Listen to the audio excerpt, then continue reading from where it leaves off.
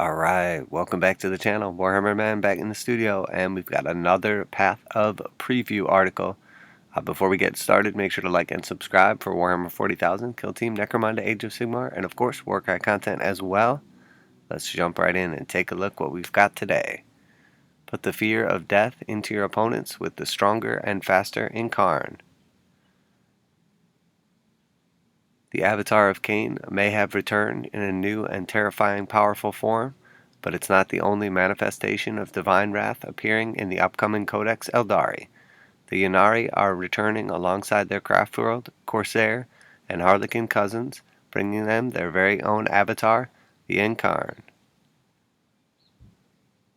And if you're not familiar, this is obviously the blend between the Aeldari and the Yncarne. So the regular Eldar and Dark Eldar together. Cool model. Very cool. The Yncarne is the morbid manifestation of Ynid, the nascent Aeldari god of the dead. Like its molten peer, the unsettling entity has become stronger, faster, and tougher than ever before. It's no surprise that the embodiment of death would be hard to kill. The Yncarne's deathly form ability offers a 4+ invulnerable save and halves all incoming damage. This provides plenty of time for it to close in on the enemy and start lopping heads from the shoulders with this legendary sword of souls, Zar. So we know the avatar obviously has an invulnerable save as well and halves all incoming damage. Zar, the sword of souls. Piercing strike. So we have two different ways that you can attack with this weapon. The first one is melee only, strength +4, AP -4, damage D3 +3, so 4 to 6 damage on per strike. Abilities: each time an attack is made with this weapon profile, invulnerable saving throws cannot be made against that attack. So at -4, a 2+ save will become a 6+ save, and invulns will not be able to be taken. So anything higher than a 2+ cannot stop this. Then sweeping blow, a second profile, user strength -4, damage 1. Each time an attack is made with this weapon profile, makes 2 hit rolls instead of 1. So you can have double the hit rolls at base strength, -4, 1 damage, or you can have your regular amount of attacks at +4 strength, -4, D3 +3 damage, no invulnerable saves.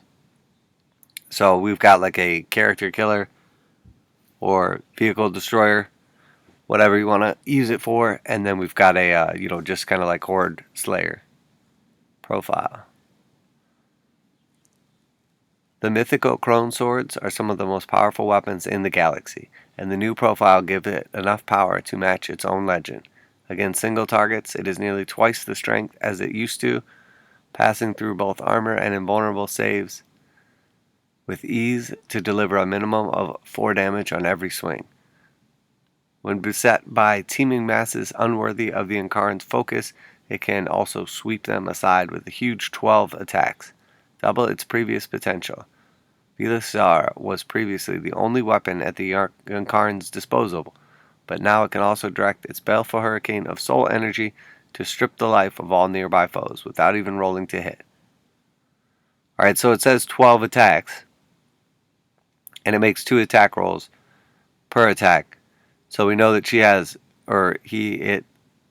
they have base 6 attacks. So it's either 6 attacks with the first profile or 12 attacks with the second one. Very good. Swirling Soul Energy. 6-inch range, assault D6. Strength is 7, AP -2, damage 1. Each time an attack is made with this weapon, that attack automatically hits its target. So it is basically like a flamer profile. 6-inch range, assault D6, auto hits. Strength 7 -2, 1 damage. In your shooting phase for the swirling energies, each time this model is selected to shoot, its swirling soul energy can target and resolve attacks against every eligible enemy unit. Each time this model fires Overwatch, it can only resolve attacks with this weapon against the charging unit. Okay, so if you were to move this unit in your movement phase within 3 enemy units, you would allowed to make a d6 attacks against each of those 3 units, automatically hitting at strength 7 minus 2, 1 damage. So pretty good. Pretty good. Auto hits. We haven't even gotten to the psychic yet. Some foes might look at this intimidating array of attacks and decide to avoid confronting the Yncarne altogether. Unfortunately, they're out of luck. The Yncarne retain its ability to manifest whenever the alien unit is wiped out, seeking revenge for their fallen souls. As if being cut in half by mythical swords or scorched by the souls of long-dead Aeldari weren't bad enough, the enemies of Yncarne also have contend with the Yncarne's overwhelming psychic might. So if you're not familiar with Yncarne, in previous editions, basically when one of your characters would die, after that character was removed from the battlefield, you would replace it with the Yncarne, and it would basically like manifest where the character died at. So very cool. Obviously here for scale, we see the size of Yncarne in the middle. And then we've got our sweet, sweet cat lady on the right. And, I mean, these models are great. You gotta love the Aeldari range. Fittingly, for an avatar of the Whispering God, the Yncarne now knows all psychic powers from the Ynari's Revenant discipline.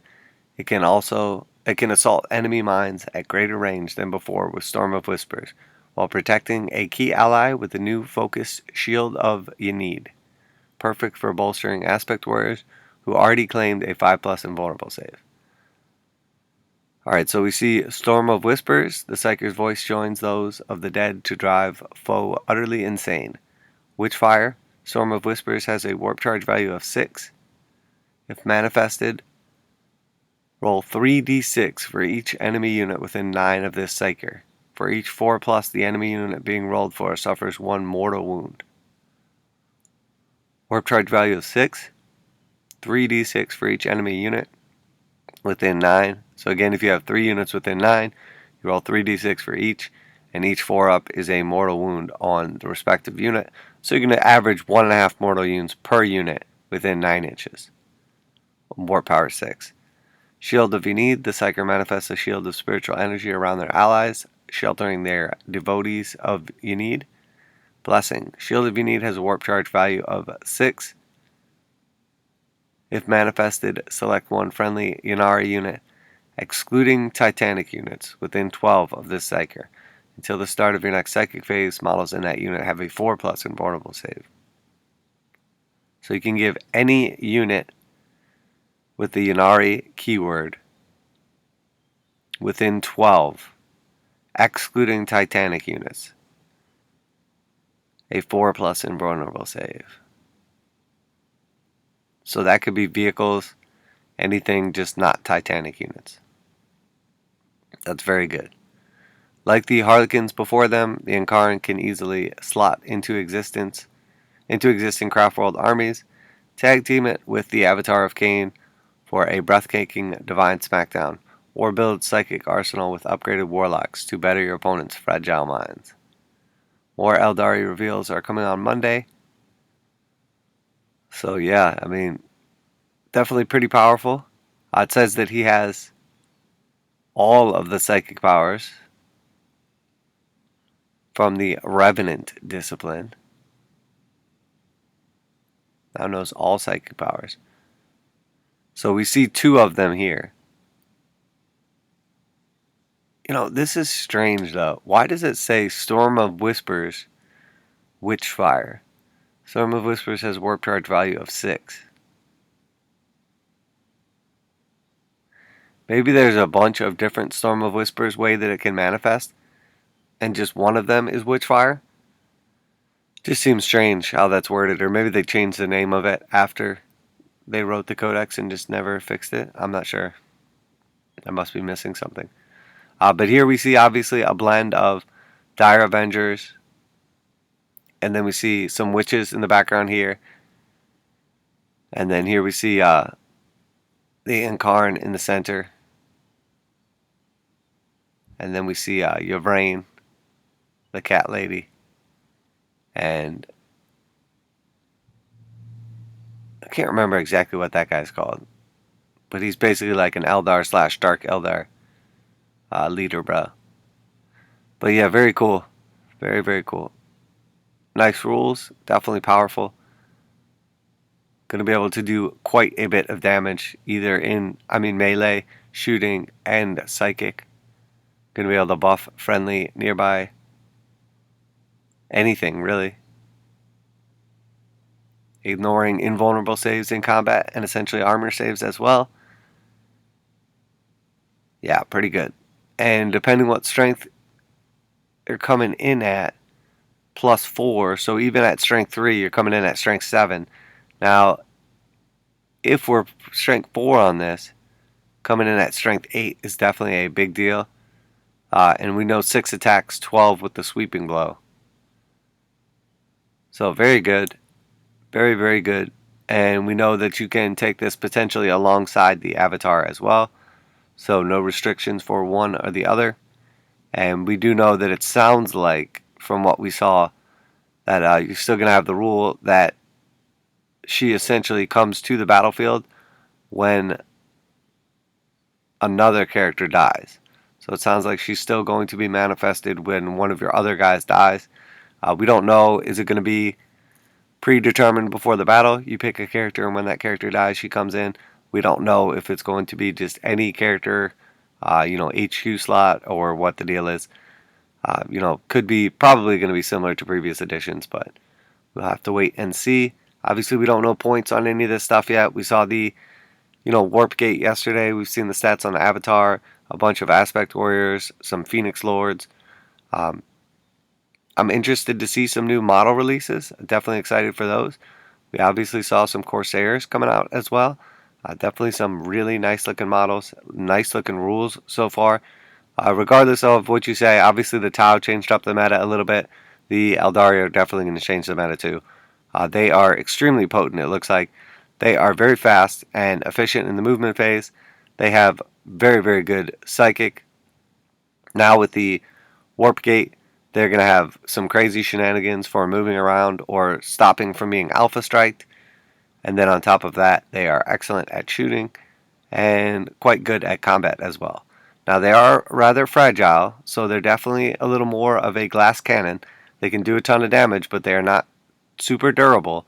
Even with invulnerable saves or nice saving throws and psychic protections, they are still not particularly durable. Now they do have Strands of Fate though, and they're going to have their fire and fade like hit and run rules. So that's going to help them stay out of sight or improve durability. They also have quite a few invulnerable saves so far, so that will help with their durability, but they are still toughness 3. They are still medium armor saves, typically 3 at the best, more like 4 it looks like with the Guardians and most aspect warriors. So they're fairly durable. We'll see how they're pointed. But overall, they look very good so far. I'm definitely excited for them. I hope that they are balanced and exciting not only to play with, but play against. Let me know what you think. What do you think about the avatar of Ynid? And so far, what we've seen of the rules. Will you be taking this character? Will you be building Yncarne? Or will you just be sticking to the pure Aeldari? Or just some good old-fashioned Dark Eldar, a little bit of the Drukhari, and you have no interest in these particular elves? I am curious, but very good so far. Definitely looking forward to this codex, and obviously seeing the rules and new models as they come out. So, but that's it for today. Make sure to like and subscribe for rules, reviews, news, actions, all that good stuff. My opinion on things. It is fun to speculate. But again, we don't know the points or all the rules or anything like that, so let's not get too excited or too disappointed. So far, we will have the codex in just a matter of weeks at this point in time. Should go on pre-order next week, I believe, and coming out in March. We don't know when, but I'm assuming beginning of March. They've been hyping it up for so long. But we will do, obviously, all types of unboxings. I do plenty of tutorials for painting, conversions, magnetization, lighting, pretty much anything you can imagine. We're a commission-based studio, so I show off commissions as they come out of the studio, getting ready to finish up in another Adeptus Astartes commission. No, I'm sorry, Adeptus Sororitas commission. So look out for those sisters coming out very soon as well, and the reveal. And of course, make sure to like and subscribe for Warhammer 40,000, Kill Team Necromunda, Age of Sigmar, and warcry content as well. This is Warhammer Man Studios. I am Warhammer Man, and I'm out of here.